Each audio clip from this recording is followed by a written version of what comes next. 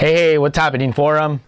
Just kidding, guys, we're not doing that today. So as you all know, I love animating my cosplay photos. And recently I've seen a lot of other people get into it, which makes me super happy. With that said, I've been getting a lot of questions on how I animate mine. So I figured I'd take that time to answer them all today. So I love using a variety of different methods to animate. And there is no right way or better way to do it. It's all up to user preference. When I first started learning, I used an app called Plotaverse. It is, however, an $80 yearly subscription, but it's definitely worth it, and I've done some incredible things with it. The second option has been the new method I've been using more frequently. It requires the use of Adobe Photoshop, Adobe Premiere Pro, and Adobe After Effects. So if you're a student, your college definitely should offer those for free in the library, so make sure to take advantage of that. For anyone else, you might have to pick up a subscription. I know it's a little costly, but if it's something you need to do, by all means, I totally recommend it. It does look really nice, and the payoff is incredibly amazing. By all means, these techniques are nothing new or novel, and there are a lot of great people who use them better than I do. With that said, let's get to it. Upon opening up, you're greeted to a gorgeous screen that depicts everyone else's work.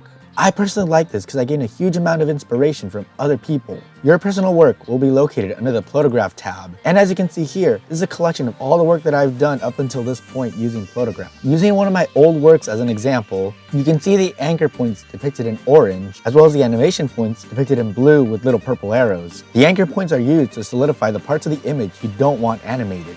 Now let's show you how I actually do this. I don't have an overly complex image for you guys today, but I figure this will work anyways. If you want to take full advantage of it, I definitely recommend you photoshopping some images beforehand, as it can greatly enhance the message you're trying to convey with your image.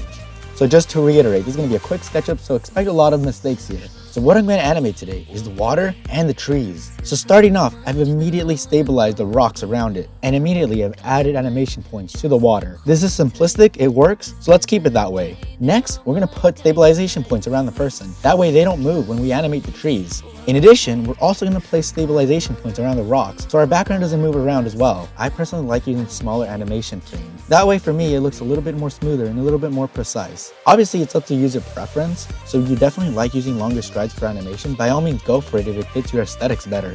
Once you're done, you can press the spacebar to view it in live action and see what you like or don't like about the animation, and then take a second approach to try to fix the stuff you don't like. Up next, you have overlays, and boy are there a lot of overlays. You can choose up to 10 overlays to place on your image, and there are more and more overlays being released as the product keeps on expanding. My personal preference is trying to keep it between 3 overlays, because otherwise it does detract a lot from the image, and especially too if you've already animated the image, it just ends up making it look a little bit too chaotic in my opinion. But again, everyone has their own styles, and by all means, if you prefer that, go for it. So once you're satisfied with your image, click on Custom Export and change the settings to your preferred output. You can also decide how long you want this image to loop. I personally leave mine at 12 seconds so that it gives me enough to play around with, but also it's short enough so that the export doesn't take forever. Photograph also gives you the option to add your own music. However, it is very restricted on how you can play around with the audio, so I just end up doing all of my audio work on Premiere Pro. With that said, here is a sample of the final product.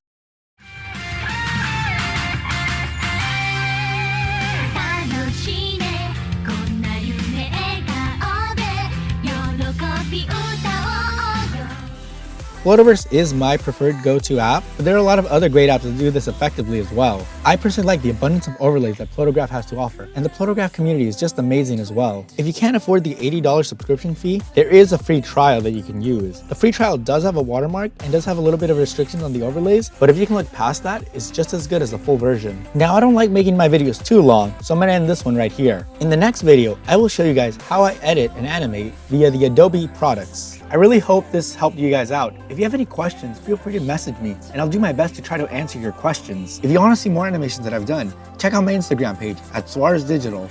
Alright guys, I hope you guys really enjoyed the video. Thank you all for your love and support. This is Suarez Digital, and I'll see you all soon.